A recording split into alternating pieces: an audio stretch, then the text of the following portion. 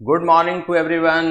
कैसे हैं आप? उम्मीद है सब बढ़िया होंगे। तो चलिए आज एक नए चैप्टर के साथ शुरुआत करते हैं और इस चैप्टर का नाम है जर्नल मीटिंग।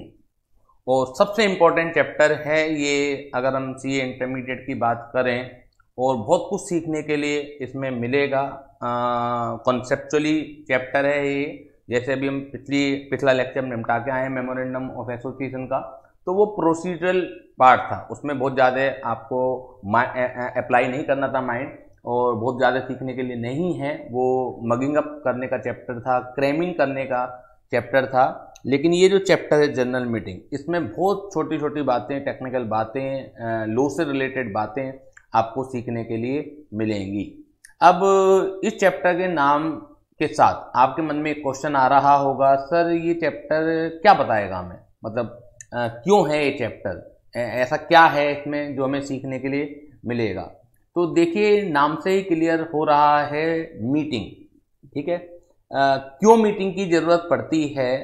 मैंने शायद पहले भी एक बार एग्जाम्पल दिया था आपको कि अगर मैं एक पार्टनरी फर्म भी चला रहा हूँ जिसमें मुश्किल से 3-4 पार्टनर हैं, और बिजनेस से रिलेटेड कोई भी मेजर डिसीजन अगर लेना होगा हमें, तो क्या single partner can take the decision? जल्दी से बताइएगा कि क्या आमतौर पर इतनी सारी फर्में चलती हैं, पार्टनरशिप की फर्में चलती हैं जिसमें कई सारे लोग इकट्ठा ओनर होते हैं, तो क्या एक single partner can take the decision अगर मेजर इशू है? तो आंसर इज नो। तो अगर डिसीजन लेना होगा तो वो लोग क्या करते होंगे प्रैक्टिकली? वो लोग आपस में मिलते होंगे, बैठ के बातचीत करते होंगे, विचार विमर्श करते होंगे, हर पार्टनर अपनी अपनी राय रखता होगा, और उसके बाद एक कंबाइंड डिसीजन आता होगा कि फर्म के लिए हमें क्या करना है। वो जरूरी नहीं कि अगर 4 पार्टनर, चारों के चारों पार्टनर एक मत हो, एक राय हो, ऐसा भी जरूरी नहीं है। उसमें कुछ लोगों की राय अलग हो सकती है, कुछ लोगों की राय अलग हो सकती है। तो लेकिन अल्टीमेटली क्या होता है, मेजोरिटी विन। अगर 4 हैं तो 3 की राय अगर एक जैसी हो जाती है, तो फिर जो एक डिसेंटिंग है, जो असहमत है, तो उसकी राय को दरकिनार कर दिया जाता है, और जो 3 पार्टनर हैं उनकी राय के आधार पर आगे बढ़ा जाता है। कंपनी के बारे में आप सोचिए, कंपनी के में तो हजारों लाखों शेयर होल्डर होते हैं, और अल्टीमेटली ओनर वही होते हैं। तो कोई भी अगर डिसीजन लेना है, मेजर डिसीजन लेना है, तो असल मेजर डिसीजन कौन सा होगा, कौन सा मेजर नहीं होगा, वो तो एक्ट बनाते वक्त अलग अलग जगह डिस्कस किया गया है इस चीज़ को। जैसे पिछली क्लास में ही आपने पढ़ा, अगर नाम बदलना है, अल्ट्रेशन है नेम क्लोज में, तो उसके लिए स्पेशल रिजोल्यूशन पास कराना पड़ेगा। तो जब भी आपका स्पेशल रिजोल्यूशन वर्ड आए या ऑर्डिनरी रिजोल्यूशन आए, तो इट मीन्स उसकी मीटिंग हुई होगी, उसे कहते हैं जनरल मीटिंग। एक जगह जब आपने रजिस्टर्ड ऑफिस बदलना था, with the city city, with the the town, place बदलना था बस, लेकिन शहर नहीं बदलना था, तो वहां वर्ड आया था बोर्ड रिजोल्यूशन। इसका मतलब है ये डायरेक्टर्स की मीटिंग हुई होगी। जब भी बोर्ड रिजोल्यूशन आएगा तो इट मीन्स ये बहुत बड़ा इशू नहीं है, और डायरेक्टर अपने लेवल पर ही निपटा सकते हैं, तो इसके लिए जरूरत पड़ती है बोर्ड रिजोल्यूशन। लेकिन जब भी वर्ड आए ऑर्डिनरी रिजोल्यूशन, स्पेशल रिजोल्यूशन, तो इट मीन्स की जनरल मीटिंग बुलाई गई होगी, और उसमें जो तरीका है मीटिंग को करने का वो फॉलो किया गया होगा। उसके बाद वोटिंग कराई गई होगी, वोटिंग करा के वो रिजोल्यूशन पास कराया गया होगा, तब जाके आप वो वर्क कर सकते हैं जो अलग अलग कैटेगरी में हैं। तो आप समझ गए होंगे कि बेसिकली जनरल मीटिंग जो है शेयर होल्डर की मीटिंग है। मीटिंग कितने प्रकार की होती हैं? बहुत सारे तरह की होती हैं। जैसे बोर्ड ऑफ डायरेक्टर की भी मीटिंग होती हैं, मेंबर्स की भी मीटिंग होती हैं, मेंबर्स में भी क्लास मीटिंग भी होती हैं कि इक्विटी शेयर होल्डर की मीटिंग हो गई अलग, प्रेफरेंस शेयर होल्डर की मीटिंग हो गई अलग, कंबाइंड मीटिंग भी होती हैं, क्रेडिटर्स की भी मीटिंग होती हैं, डिबेंचर होल्डर की भी मीटिंग होती हैं। तो सर क्या हमें सारा पढ़ना है? नहीं, हमारे सिलेबस में जो है वो सिर्फ और सिर्फ journal meeting of the members है। जर्नल मीटिंग के अलावा हमें कोई और चीज़ नहीं पढ़नी। बोर्ड मीटिंग जो सिलेबस का पार्ट है वो सीए फाइनल में हमें पढ़ने को मिलता है, जो बोर्ड मीटिंग है। जर्नल मीटिंग का जो डिस्कशन है वो हमें यहाँ सीए इंटरमीडिएट पर करना है। तो इडिट के लिए जनरल मीटिंग भी कई सारे तरह की होती हैं, जनरल मीटिंग भी कई सारे तरह की होती हैं। तो जैसा आपको दिख रहा होगा स्क्रीन पर, kinds of the meeting broadly दो पार्टों में मैंने डिवाइड कर दिया, मीटिंग ऑफ मेंबर और अदर मीटिंग। अदर मीटिंग में बोर्ड मीटिंग भी आ जाएंगी, क्रेडिटर्स की भी मीटिंग भी आ जाएंगी, क्लास मीटिंग भी आ जाएंगी। तो क्योंकि मुझे उससे कुछ लेना देना है नहीं सीए इंटरमीडिएट में, तो ज़्यादा लंबा चौड़ा डिस्कशन करने से कोई फर्क नहीं पड़ता। मीटिंग ऑफ मेंबर, तो एनुअल जनरल मीटिंग है जो मेंबर्स की मीटिंग है, एक्स्ट्रा ऑर्डिनरी जनरल मीटिंग है वो क्लास मीटिंग है। तो क्लास मीटिंग भी हमें यहाँ पर कुछ नहीं पढ़ना है, लेकिन ये मेंबर्स की मीटिंग है तो इसलिए इस कैटेगरी के अंदर इसे डाला गया है। हमें जो पढ़ना है वो पढ़ना है एनुअल जनरल मीटिंग और एक्स्ट्रा ऑर्डिनरी जनरल मीटिंग के बारे में डिस्कशन करना है। तो is it clear to all of you? Section 96 से इसके सेक्शन की शुरुआत हो जाती है, जनरल मीटिंग के सेक्शंस की। और चैप्टर क्यों है?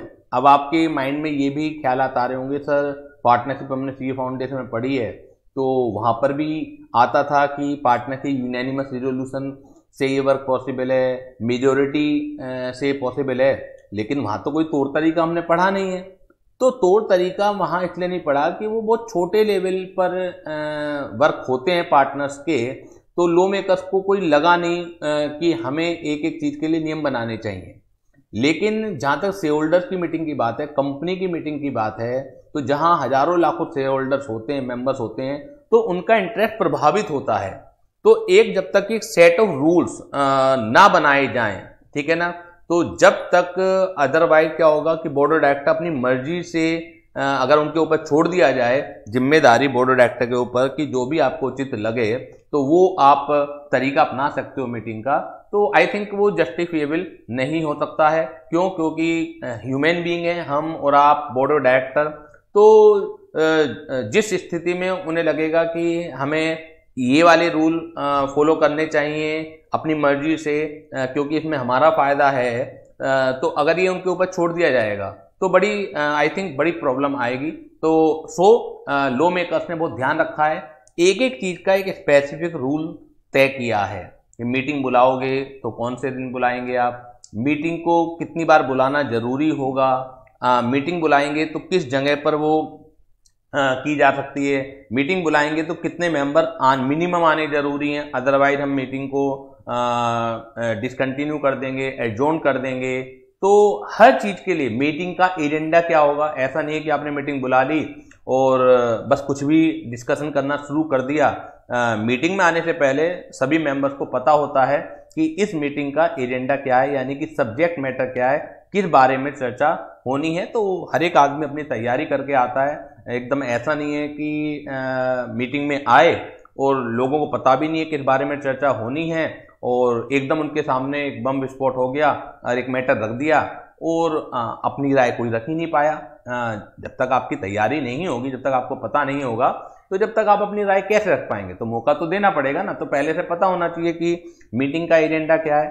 तो ये सब चीजें, तमाम बातें जो हैं इस चैप्टर में आपको पढ़ने के लिए मिलेंगी। एक सेट ऑफ रूल्स हैं और जरूर इस चैप्टर से एक ना एक क्वेश्चन आता है। बहुत ही कम अटेम्प्ट पिछले 10 सालों में मैंने देखे हैं कि एक आध बार हुआ हो कि इस चैप्टर से क्वेश्चन नहीं पूछा गया, अदरवाइज इस चैप्टर से काफी क्वेश्चन आते हैं। और एक आध अटेम्प्ट में तो इंस्टीट्यूट ने ऐसा भी कर दिया, जैसे 60 मार्क्स का आपका कॉर्पोरेट लॉ है, तो 2-3 अटेम्प्ट में तो ऐसा हो गया तो 20 से 25 नंबर का पेपर ही जनरल मीटिंग से रखा हुआ आ गया है। लेकिन पिछले कुछ समय से इंस्टीट्यूट ऐसा नहीं कर रहा है, वो हर चैप्टर से कुछ ना कुछ पूछने की कोशिश कर रहा है।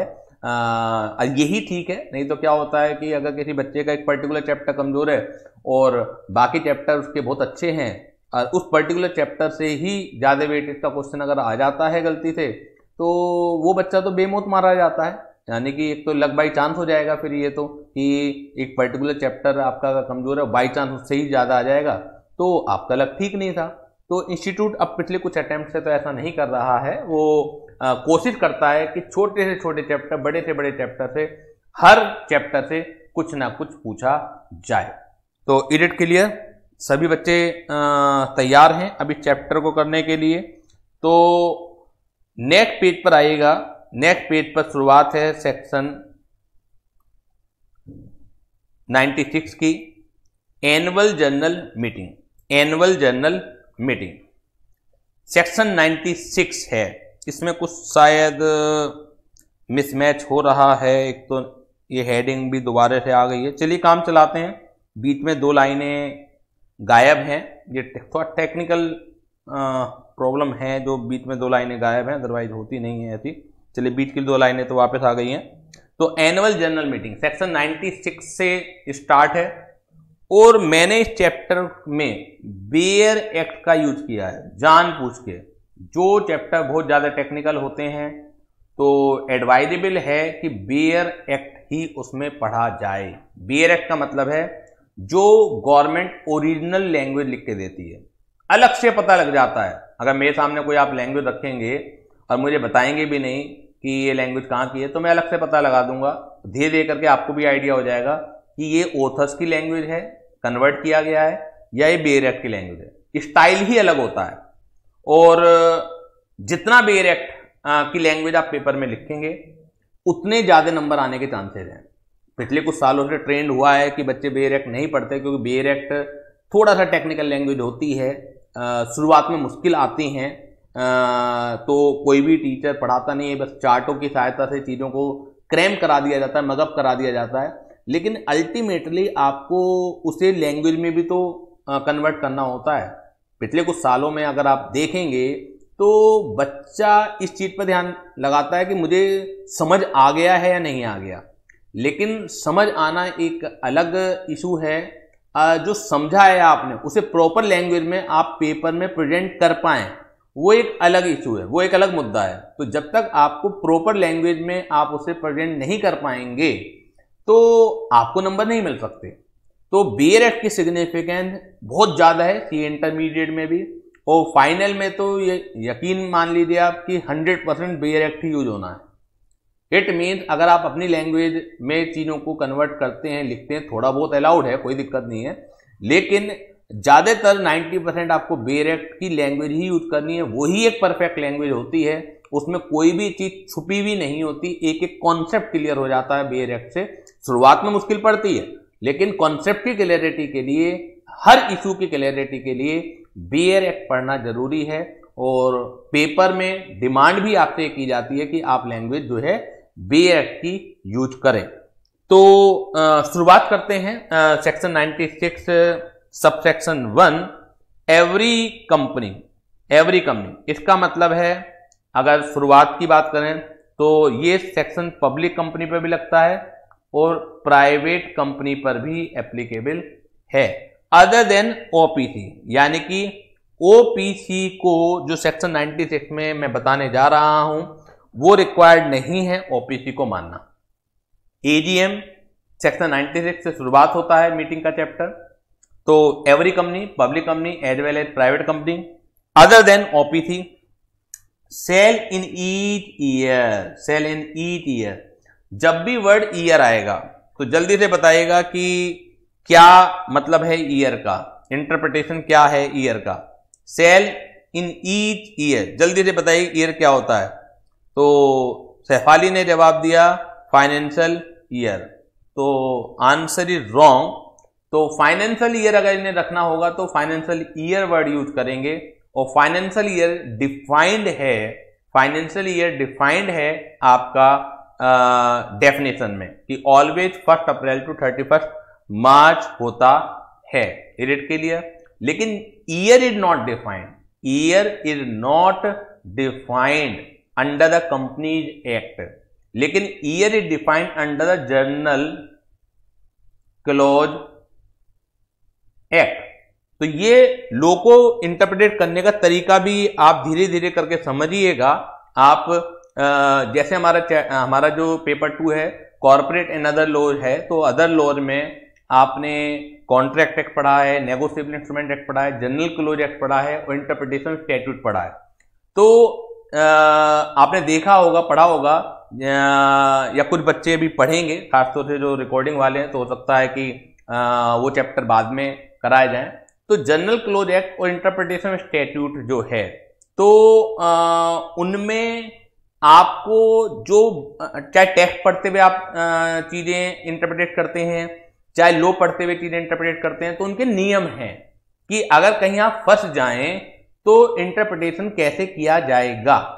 तो जैसे अब फंस गए हम, year is not defined under the companies act, तो जनरल क्लोज एक्ट ये कहता है कि अगर उसमें भी कुछ वर्डों की डेफिनेशन दी हुई है आपको, तो वो जनरल क्लोज एक्ट ये कहता है कि अगर किसी भी एक्ट में सेपरेट डेफिनेशन दी हुई है उस वर्ड की और जनरल क्लोज एक्ट में कुछ और दिया हुआ है, तो आपको जो पर्टिकुलर एक्ट बना हुआ है उस पर्टिकुलर एक्ट के हिसाब से ही डेफिनेशन लेनी है। लेकिन अगर किसी पर्टिकुलर एक्ट में कोई वर्ड यूज हो रहा है और वहां डिफाइन नहीं किया गया है, तो जनरल क्लोज एक्ट में जो डेफिनेशन है वो आप इस्तेमाल कर लीजिए वहां पर। तो year is not defined under the companies act but defined under the general clauses act, और वो कहता है कैलेंडर ईयर। कैलेंडर ईयर, और कैलेंडर ईयर हमेशा होता है January 1 to 31 of December. Is it clear to all of you? Bare act में जो भी लैंग्वेज होगी बहुत कम लिखेंगे, लेकिन हर वर्ड अपने आप में एक कीवर्ड होगा। हर वर्ड अपने आप में क्या होगा? एक कीवर्ड होगा। तो every company other than 1% company shall in each year hold in addition to any other meeting, यानी कि आप कोई और भी मीटिंग कर सकते हैं। सेक्शन 96 ये नहीं कह रहा कि खाली आपको कैलेंडर ईयर में ये मीटिंग करनी है, और भी मीटिंग कर सकते हैं। तो अदर मीटिंग के अलावा होल्ड करनी पड़ेगी general meeting at its AGM, यानी कि जो बाकी मीटिंग आप करना चाहते हैं, नंबर ऑफ मीटिंग कितनी भी कर लीजिए, हमें कोई मतलब नहीं है, लेकिन हर साल एक आपको एनुअल जनरल मीटिंग भी करनी पड़ेगी। And shall specify the meeting as such in the notice calling it. आज जो नोटिस जाएगा मीटिंग को बुलाने के लिए, अब अपने आप थोड़ी पता है लोगों को, मैं भी सपोज कीजिए अलग अलग कंपनियों में शेयर होल्डर हूं, थोड़े थोड़े शेयर मैंने टाटा के भी ले रखे हैं, रिलायंस के भी ले रखे हैं, मुझे थोड़ी पता है कि रिलायंस कंपनी कब अपनी जनरल मीटिंग बुलाने वाली है, टाटा अपनी जनरल मीटिंग कब बुलाने वाली है, मैं तो जाना चाहता हूं। तो इसके लिए मुझे एक नोटिस इशू किया जाएगा। इस नोटिस के ऊपर भी एक अलग से सेक्शन है कि नोटिस का प्रारूप क्या होगा, नोटिस की लैंग्वेज क्या होगी, नोटिस में क्या क्या लिखा जाएगा। ईच एंड एवरी पॉइंट के लिए सेट ऑफ रूल्स तय किए गए हैं पूरे के पूरे चैप्टर में। तो ये कहना चाह रहे हैं कि हर साल आप अदर मीटिंग के अलावा एक एनुअल जनरल मीटिंग भी करेंगे, एंड स्पेसिफाई करना पड़ेगा इस बात को नोटिस में, जो कि नोटिस उस मीटिंग को बुलाने के लिए जाएगा। यानी नोटिस में आपको लिखना पड़ेगा ये notice 25th annual general meeting के लिए, 26 एजीएम के लिए, यानी कि एजीएम वर्ड को स्पेसिफाई करना पड़ेगा। आप सिंपल ये नहीं कह सकते आने वाली 25 जुलाई को हमारी जो कंपनी है एक मीटिंग होल्ड करने जा रही है। अगर वो मीटिंग होल्ड करने के लिए जा रही है तो उसे एजीएम नहीं माना जाएगा। Is it clear? क्योंकि नोटिस किसी भी मीटिंग के लिए जाते इसी तरीके से जैसे मैं चैप्टर में आपको पढ़ा दूंगा, लेकिन एजीएम को एजीएम तभी माना जाएगा तब जबकि आप नोटिस में उसे आप नाम भी देंगे as such. And not more than 15 months shall elapse between the date of one AGM of a company and of the next, यानी कि आपको हर ईयर में बुलानी है, कैलेंडर ईयर में बुलानी है, कैलेंडर ईयर पार नहीं करना है। और इसके अलावा पिछली एजीएम से और इस एजीएम में 15 महीने से ज्यादा का गैप नहीं होना चाहिए। Is it clear? अभी हम पूरा सेक्शन पढ़ लेते हैं, फिर मैं इसके ऊपर भी आपको पॉइंट्स को क्लियर करूंगा कि 15 महीने से ज्यादा का गैप नहीं होना चाहिए, क्या मतलब है इसका। Provided that in case of the first AGM it shall be held within a period of 9 months from the date of closing of the first financial year. यानी कि प्रोवाइडेड का मतलब होता है प्रोवाइडो, प्रोवाइडो यानी कि इसका मतलब होता है exception. Exception, is it clear? अभी तक हम जो नॉन टेक्निकल भाषा में यूज करते थे तो हमने एक रूल अपने शब्दों में लिखा दिया आपको, अपने वर्डिंग में लिखा दिया, आपको पॉइंट क्लियर हो गया कि हाँ ये रूल्स हैं, और उसके बाद कहते थे ये एक्सेप्शन है। लेकिन पेपर जो बेयर एक्ट यूज करता है वो वर्ड एक्सेप्शन यूज नहीं करता, वो वर्ड यूज करता है प्रोवाइडो। और जब आप जनरल क्लोज एक्ट या इंटरप्रिटेशन स्टैट्यूट एक्ट पढ़ते हैं तो वहां पर यही सब चीजें पढ़ाई जाएंगी आपको, नया कुछ भी नहीं है। वो कह देने के लिए वो कहेंगे आपसे प्रोवाइडो का क्या मतलब है, उसे डिफाइन कीजिए आप। तो आपको बताना है कि प्रोवाइडो जो है वो मेन सेक्शन का एक्सेप्शन होता है, जो मेन सेक्शन में लिखा होता है उसके कॉन्ट्राडिक्शन में कुछ बातें लिखी जाती हैं तो वो प्रोवाइडो होती हैं। तो इस तरह की बातें आपको पढ़नी है, एक अलग से चैप्टर बना दिया गए हैं वो, लेकिन वास्तव में वो अलग से चैप्टर है नहीं वो, क्योंकि जो आप बेयर एक्ट पढ़ते वक्त एक नॉलेज यूज की जाती है कि बेयर एक्ट को पढ़ना कैसे, कैसे इंटरप्रिटेट करना है, तो उनके एक सेट ऑफ रूल्स हैं बस वो। तो provided that in case of first annual general meeting it shall be held within a period of 9 month from the date of closing of first financial year. कि exception ये है कि जो first AGM है वो आप close of financial year की, जो फर्स्ट फाइनेंशियल ईयर क्लोज हो रहा है उसके 9 मंथ के अंदर आप कर सकते हैं of the company and in any other case within a period of 6 month from the date of closing of the financial year. First AGM आप क्लोज ऑफ फाइनेंशियल ईयर के 9 महीने के अंदर कर सकते हैं और इन एनी अदर केस आप क्लोज ऑफ फाइनेंशियल ईयर के 6 मंथ के अंदर कर सकते हैं। अब प्रोवाइडेड की क्या जरूरत थी भाई? ऐसा मेन सेक्शन में क्या लिखा हुआ है जिसके कॉन्ट्राडिक्ट इन्हें प्रोवाइडेड लाना पड़ा? कुछ लग रहा है आपको कि ये कह रहे हैं कि फर्स्ट फाइनेंशियल ईयर के 9 महीने के अंदर आप फर्स्ट एजीएम कर सकते हैं? तो ऐसी किस बात की काट की गई है कि जो सबसेक्शन 1 में थी? प्रोवाइडो का तो वर्ड तभी यूज होगा अगर आप कुछ काट कर रहे हैं। अगर आप कुछ काट कर ही नहीं रहे हैं तो प्रोवाइडो की जरूरत ही नहीं है। अगर मैं कहता हूं 2 and 2 makes 4, एक जनरल रूल कहता हूं, लेकिन however in this case 2 and 2 makes 5, तो प्रोवाइडो वर्ड यूज होगा कि जनरल रूल ये है कि 2 and 2 makes 4, लेकिन कुछ स्पेशल केसेस में अगर मैं बात करता हूं कि 2 and 2 makes 5 तो प्रोवाइडो वर्ड यूज करना पड़ेगा। लेकिन अगर मैं किसी बात की जनरल रूल की काट करता ही नहीं हूं तो प्रोवाइडो की जरूरत नहीं है। तो क्या आप में से कोई बच्चा बता सकता है कि प्रोवाइडो क्यों वर्ड यूज हुआ है? ऐसा क्या कहा गया है सबसेक्शन 1 में जिसकी काट प्रोवाइडो में करी जा रही है? जल्दी से दिमाग लगाइए आप, जल्दी से दिमाग लगाइए आप। ये क्वेश्चन देखिएगा, एक क्वेश्चन देखिएगा, डेट ऑफ इनकॉर्पोरेशन, साथ के साथ लिख भी लीजिएगा, डेट ऑफ इनकॉर्पोरेशन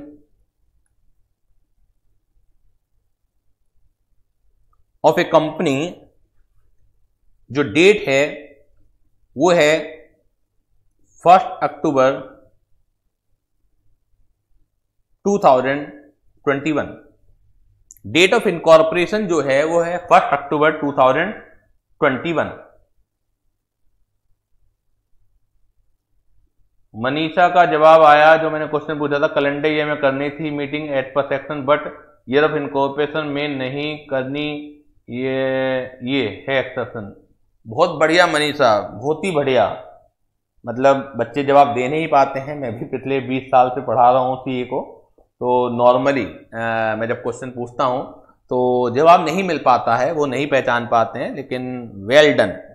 तो बाकी बच्चों का अगर नहीं समझ में आएगा तो मैं भी बता दूंगा, आप देख ही रहे हैं क्लास को। डेट ऑफ इनकॉर्पोरेशन जो है वो है 1 अक्टूबर 2021। ये डेट के लिए आप मुझे बताइए कि जो फर्स्ट फाइनेंशियल ईयर एंड होगा, मतलब अगर ये दिया हुआ है डेट ऑफ इनकॉर्पोरेशन 1 अक्टूबर 21 है, तो first financial year ends on कब होगा? फाइनेंशियल ईयर की डेफिनेशन आपने पढ़ रखी है, तो अगर ये 31 दिसंबर तक हो जाता है किसी भी ईयर में, तो उस डेट से लेकर जो फॉलोइंग ईयर की 31 मार्च है, तो यहां पर जो होगा 1 October 21 to 31 March 22। Am I right? जल्दी बताइएगा। तो फर्स्ट फाइनेंशियल ईयर एंड जो हो रहा है वो है 1 अक्टूबर 21 से 31 मार्च 22 तक। ठीक है, अब लास्ट डेट क्या हो सकती है? What will be the last date for holding first AGM क्या होगी? What will be the last date for holding first AGM क्या होगी? What will be the last date for holding first AGM. First requirement क्या है आप देखिएगा, first requirement क्या है? First requirement first requirement as per section 96 क्या है, वो है every year. It means year का मतलब है कैलेंडर ईयर। तो डेट ऑफ इनकॉर्पोरेशन जो थी आपकी 1 अक्टूबर 21 है आपका ईयर, तो इसका मतलब है 2021 1 जनवरी से लेकर 31 दिसंबर 2021 ये फर्स्ट ईयर है, क्योंकि इनकॉर्पोरेशन आपका 1 अक्टूबर को हुआ है। तो एवरी ईयर की रिक्वायरमेंट तो तब भी पूरी हो जाती है कि अगर हम 31 दिसंबर 21 तक फर्स्ट एजीएम करा लेते हैं। It clear. सेकंड रिक्वायरमेंट क्या है एज पर सेक्शन 96, वो है with in 9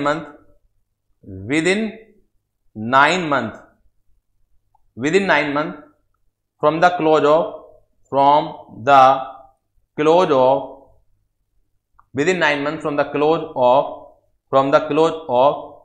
first financial year. अब अगर इसमें देखेंगे दैट इज आपका जो क्लोज हो रहा है फाइनेंशियल ईयर 31 मार्च 22 हो रहा है, प्लस 9 मंथ अगर जोड़ेंगे तो ये आ जाएगा 31 ऑफ दिसंबर 2022।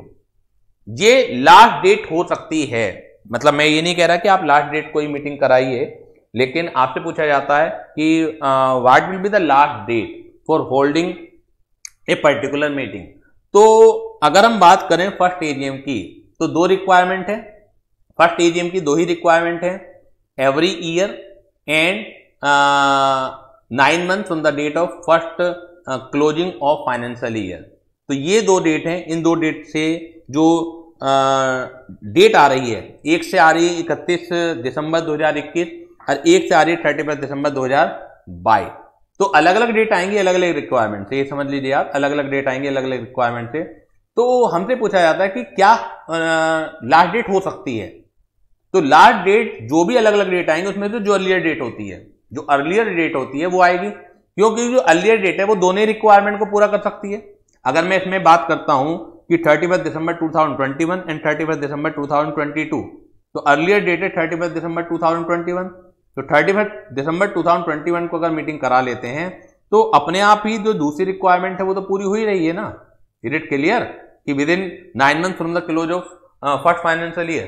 तो प्रोवाइडो इसलिए लगाया गया है कि पहली एजीएम में आपको एवरी ईयर वाली रिक्वायरमेंट पूरा करने की कोई भी जरूरत नहीं है। Is it clear. आपको पहली एजीएम में आपको एवरी ईयर वाली जो रिक्वायरमेंट है उसे पूरा करने की कोई भी रिक्वायरमेंट नहीं है। यानी कि फर्स्ट एजीएम को अगर आप क्लोज ऑफ फाइनेंशियल ईयर के 9 मंथ के अंदर कर देते हैं तो ये एक सफिशिएंट कंप्लायंस होगा सेक्शन 96 का। जल्दी से बताइए, सभी बच्चे जवाब देंगे अपना पर्सनली कि ये पॉइंट क्लियर हुआ है या नहीं हुआ, क्योंकि इस चैप्टर में मैं पहले भी एक प्रस्तावना बना चुका हूं कि ये चैप्टर लिटिल बिट टेक्निकल है और मजा भी आएगा जिन्हें लोगों को पढ़ना सीखना है कि how to read the law, how to interpret the law. तो क्योंकि मैंने इसमें BRF यूज किया है तो आपको इंटरेस्ट भी आएगा और पेपर में किसी भी तरह की केस स्टडी आप सोल्व आसानी से कर पाएंगे। तो जल्दी से पर्सनली हर एक बच्चा अपना कमेंट टेक्स्ट बॉक्स में डालेगा, चैट बॉक्स में डालेगा कि क्या उसे ये कॉन्सेप्ट जो 3-4 लाइनें अभी तक मैंने पढ़ाई हैं क्लियर हो गया है, नहीं हो गया, कि प्रोवाइडो क्यों यूज हुआ है और क्या उसका इंटरप्रिटेशन लिया जाना है। क्लियर। शेफाली कह रही है सर प्रोवाइडो फर्स्ट एजीएम के लिए एप्लीकेबल, फर्स्ट एजीएम के लिए एप्लीकेबल होगा, फर्स्ट एजीएम के लिए एप्लीकेबल होगा। और अभी सेकंड एजीएम को भी हम देखते हैं कि सेकंड एजीएम के लिए क्या होना है। तो बेसिकली जो फर्स्ट प्रोवाइडो में लिखा हुआ है कि विद इन 9 मंथ हो जाए, तो इसका मतलब है कि उसमें ईयर की रिक्वायरमेंट आपकी खत्म हो जाती है। Is it clear. और सेकंड और सब्सिक्वेंट एजीएम के लिए एक ये भी चीज है कि with in 6 month from the close of first financial year. ठीक है। अब इसी क्वेश्चन को हम आगे बढ़ाते हैं। ये तो है कि what will be the last date for holding AGM, यानी कि इट मीन्स जो last date for holding AGM निकल के आएगी वो आएगी 31 दिसंबर 2022। लेकिन इसका मतलब ये तो कतई नहीं है ना कि आप लास्ट डेट को ही एजीएम करें, ये तो आप कर सकते हैं, बस वो मैक्सिमम है, उससे पहले पहले निपटानी है। तो अब मैं इसी क्वेश्चन को आगे बढ़ाता हूं।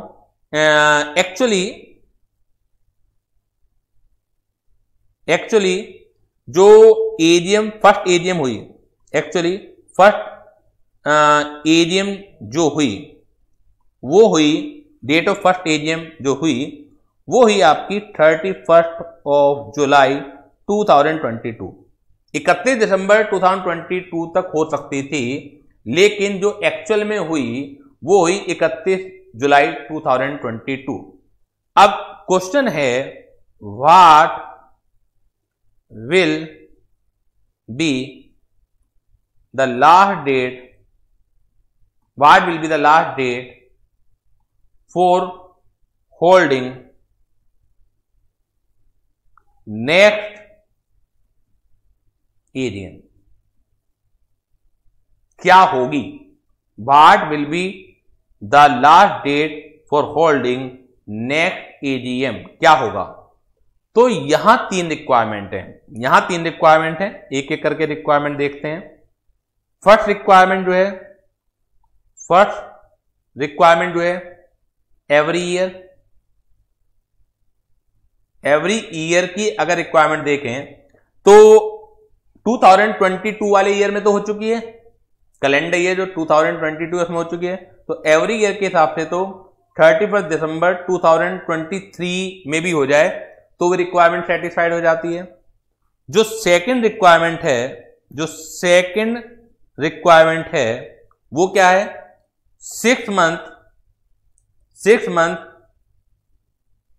फ्रॉम द क्लोज ऑफ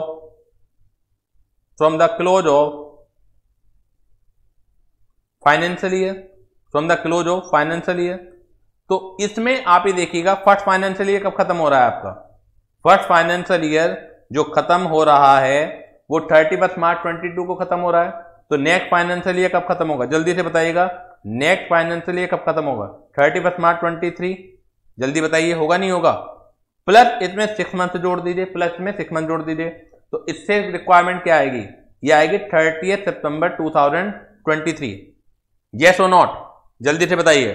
जो सेकेंड रिक्वायरमेंट है एजीएम को होल्ड करने की, सब्सिक्वेंट एजीएम को होल्ड करने की, वो है 6 month from the close of financial year, तो दैट इज 31 मार्च 23, अगला फाइनेंशियल ईयर 31 मार्च 23 होगा, प्लस 6 मंथ जोड़िए, वो आएगा 30 सितंबर 23। वो जो तीसरी रिक्वायरमेंट है, थर्ड रिक्वायरमेंट है वो क्या है, time gap between 2 AGM should not exceed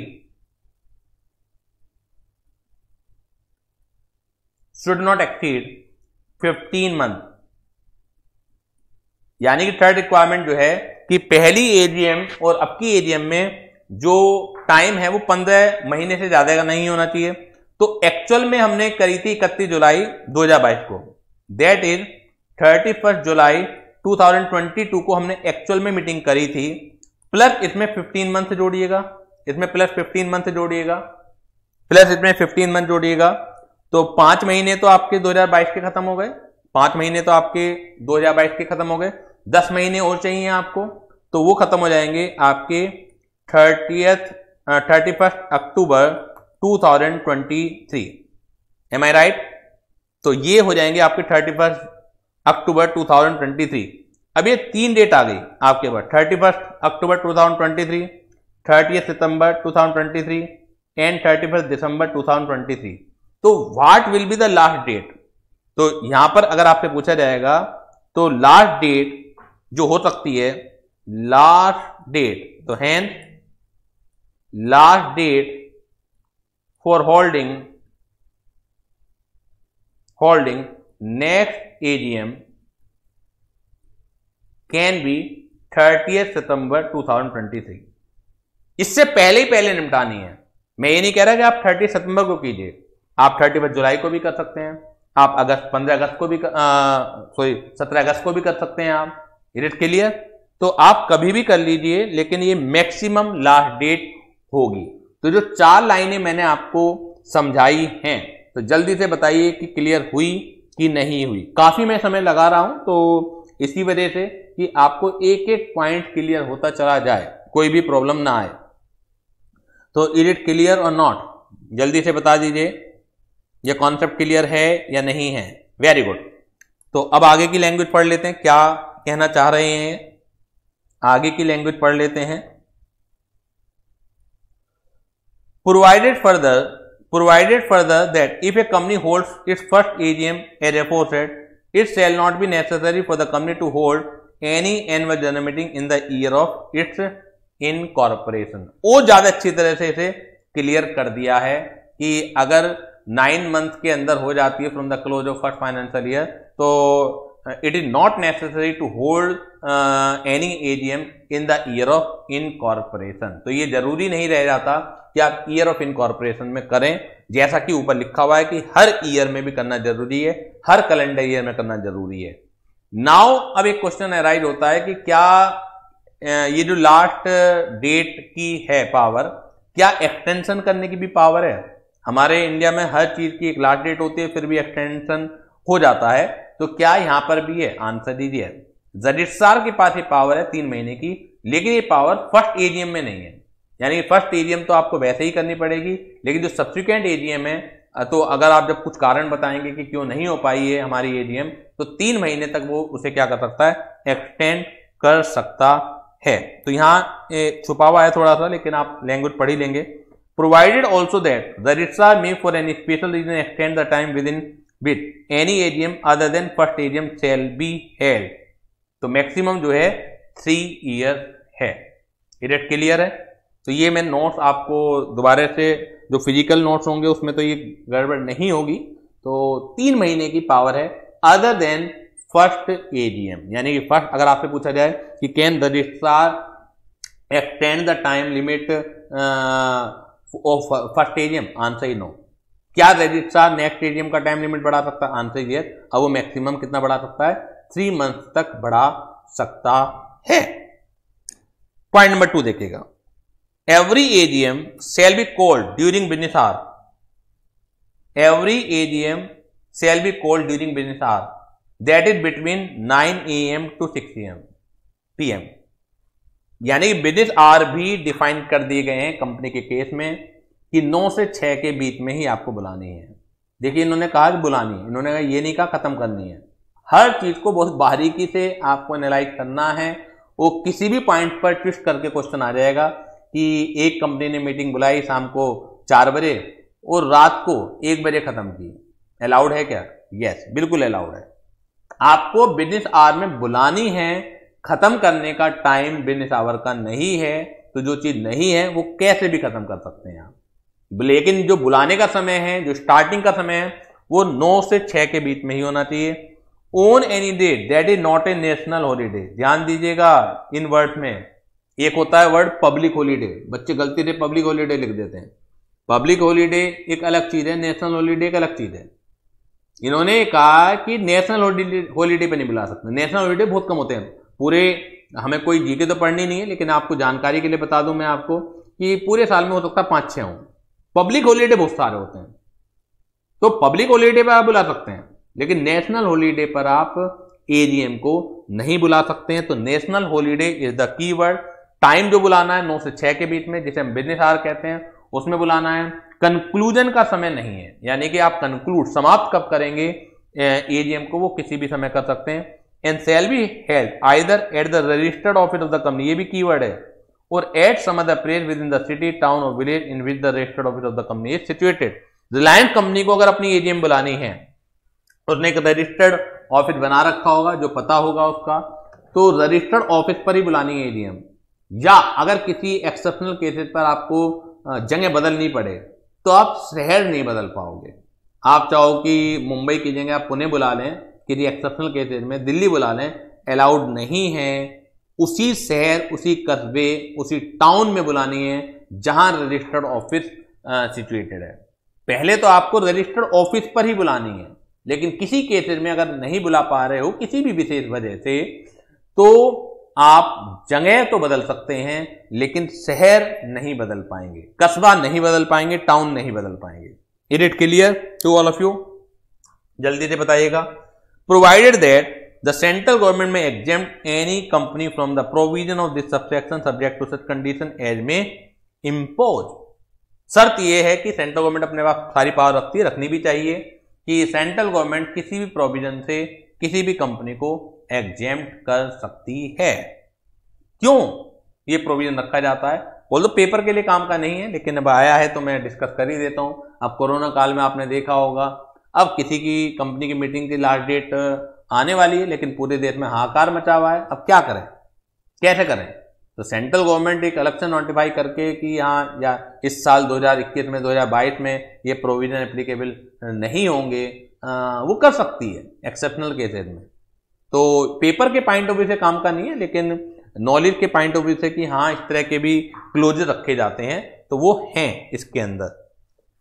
explanation for the purpose of this section national holiday mean includes a day declared as national holiday by the central government. तो काम का नहीं है कि नेशनल हॉलीडे का मतलब क्या है, तो जो भी सेंट्रल गवर्नमेंट इस पर्पज के लिए डिक्लेयर करेगी as a national holiday. Is it clear to all of you? जल्दी से बताइएगा। क्लियर है? सेक्शन 96 क्लियर है कि नहीं है? एक एक पॉइंट, बहुत इंपॉर्टेंट सेक्शन है। किसी भी इश्यू के ऊपर आपसे क्वेश्चन पूछा जा सकता है, और मुझे लगता है कि साथ के साथ आपको याद भी हो जाएगा। जब हम किसी भी चीज को बहुत डेप्थ में करते हैं, बेयर एक्ट से करते हैं, तो बेयर एक्ट की लैंग्वेज मेनी टाइम्स कुछ बच्चों को मुश्किल हो सकती है, लेकिन अगर वो शुरुआत में मुश्किल झेल लेते हैं तो लास्ट में उन्हें बड़ा रिलैक्स मिलता है। कुछ बच्चे ऐसे भी होते हैं जिन्हें मजा ही बेयर एक्ट में आता है। ऐसे भी मैंने बच्चे देखे हैं जिन्हें सिंपल लैंग्वेज में मजा ही नहीं आता है, तो उनके तो क्या कहने, जिन्हें बेयर एक्ट में मजा आता है। और इंस्टीट्यूट भी बेयर एक्ट की डिमांड करता है आपसे कि ज्यादातर आप लैंग्वेज बेयर एक्ट की लिखें। वो अलग से पता लग जाती है, बिल्कुल अलग से पता लग जाती है कि हाँ ये लैंग्वेज बेयर एक्ट की है, तो उसके नंबर अलग से ही आपको दिए जाते हैं। Section 97 power of tribunal to call AGM. अगर किसी वजह से कंपनी नहीं बुला पाई एजीएम, तो क्या कोई और संस्था है जो एजीएम बुलाने को डायरेक्ट कर सकता है?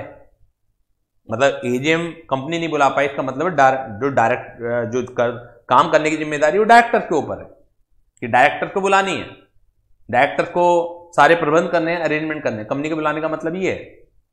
तो अगर कंपनी अपनी चूक कर रही है, नहीं बुला पा रही है, तो क्या कोई बॉडी बैठी है जो इनसे वो काम करवा सकती है? तो यस, पावर है ट्रिब्यूनल के पास to call AGM. Is it clear? If any default is made in holding AGM of a company under section 96, the tribunal आप ये समझ लीजिए संस्था है, ठीक है ना, may not with standing anything content in this act और the article of the company. यानी कि नॉट विद स्टैंडिंग का मतलब होता है बावजूद इसके, despite of, in spite of.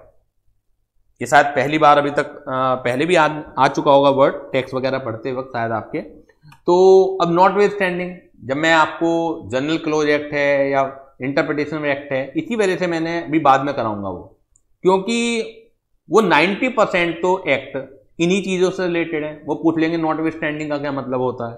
तो नॉट विद स्टैंडिंग का मतलब ये होता है कि जब हमें किसी को ओवरराइड करना है, किसी चीज को ओवरराइड करना है, इसका मतलब ये है कि ये कहना चाह रहे हैं कि कंपनी एक्ट में कुछ भी लिखा हुआ हो, कंपनी के आर्टिकल्स में कुछ भी लिखा हुआ हो, anything content in this act, यानी एक्ट में कुछ भी लिखा हुआ हो, एक्ट को भी ओवरराइड कर रहा है। एक्ट को एक एक्ट का सेक्शन ही ओवरराइड कर रहा है, ठीक है ना।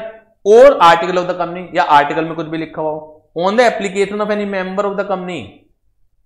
यानी कि ट्रिब्यूनल कब बुलाएगी? किसी की शिकायत हो, मेंबर्स की शिकायत हो, कॉल और डायरेक्ट द कॉलिंग ऑफ, या तो खुद बुलाएगी, यानी कि खुद सारा का सारा मैनेजमेंट अपने हाथ में ले लेगी कंपनी की मीटिंग को बुलाने का, या डायरेक्ट करेगी कि डायरेक्टर को आदेश देगी कि आप मीटिंग बुलाइए।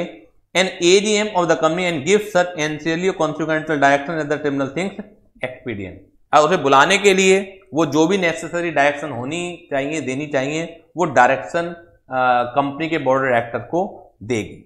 Provided that such direction may included direction that one member of the company present in person और by proxy shall be deemed to constitute a meeting. देखिए मीटिंग का मतलब क्या है? क्या एक सिंगल आदमी मीटिंग कर सकता है? जल्दी से बताइएगा, क्या सिंगल आदमी मीटिंग कर सकता है? Answer is no. और यहां पे क्या कह रहे हैं? डायरेक्शन में ये डायरेक्शन भी दी जा सकती है कि अगर उस मीटिंग में केवल एक ही आदमी आए, इन पर्सन और प्रॉक्सी। सर ये प्रॉक्सी क्या होता है? रूल्स आएंगे। प्रॉक्सी का मतलब क्या होता है? मैं एक मेंबर हूं रिलायंस कंपनी में, अब कंपनी की एजीएम है, मैं नहीं जा पा रहा हूं, मेरे बैचेज हैं, मैं नहीं जा पा रहा हूं, लेकिन मैं जाना जरूर चाहता हूं उसमें, तो मैंने अपने बिहाफ पर एक रिप्रेजेंटेटिव भेज दिया, तो उसे कहा जाता है प्रॉक्सी। तो ये कहना चाह रहे हैं कि डायरेक्शन में ये चीज भी लिखी जा सकती है कि अगर मीटिंग में एक ही आदमी आए, चाहे पर्सनली आए चाहे प्रॉक्सी के थ्रू आए, तो उसे भी मीटिंग मान लिया जाए। अदरवाइज जब आप अंदर के रूल पढ़ेंगे, डिटेल में पढ़ेंगे, तो एक पर्सन से कोई मीटिंग नहीं होती है, ठीक है ना। यानी एक पर्सन जो खुद चाहेगा, क्योंकि और तो कोई है ही नहीं उसका विरोध करने वाला, जो भी इच्छा उसकी होगी बिना डिस्कशन के जो भी वो डिसीजन लेके चला जाएगा, फिर वही कंपनी को मानने पड़ेंगे। एक पर्सन मीटिंग का तो मतलब यही हुआ, वन पर्सन मीटिंग का तो मतलब यही हुआ, तो नॉर्मली पॉसिबल नहीं है। लेकिन अगर आपसे पूछा जाए कि normally one person meeting can not be held but there are some exception, तो एक्सेप्शन नंबर 1 कि अगर सेक्शन 97 में ट्रिब्यूनल ने ऑर्डर दिया और ऑर्डर देते वक्त ये गाइडलाइन दी कि वन पर्सन मीटिंग भी मान ली जाए, तो वहां पर one person meeting can be possible. Is it clear? A general meeting held in pursuant to subsection 1 shall, subject to any direction of the tribunal, be deemed to be the AGM of the company under this act। और अगर इस subsection 1 के हिसाब से AGM बुलाई गई तो उसे AGM ही माना जाएगा, उसे AGM का दर्जा ही दिया जाएगा। तो is it clear to all of you? जल्दी से बता दीजिए कि ये चीज आपको क्लियर है कि नहीं है। ये चीज आपको क्लियर है कि नहीं है? जल्दी से बता दीजिए। तो चलिए, क्योंकि आज पहला दिन है कंपनी की जनरल मीटिंग का, तो ओवरडोज ना हो जाए। वैसे तो हमने जो मैटर है वो तो काफी कम ही करा है, लेकिन बेयर एक्ट से पहली बार पढ़ रहे हैं हम, तो ओवरडोज ना हो जाए, तो इस वजह से मैं आज के लेक्चर को यहीं स्टॉप करता हूं। तो नेक्स्ट क्लास में आगे चर्चा जारी रखेंगे जनरल मीटिंग की। तब तक के लिए थैंक यू वेरी मच।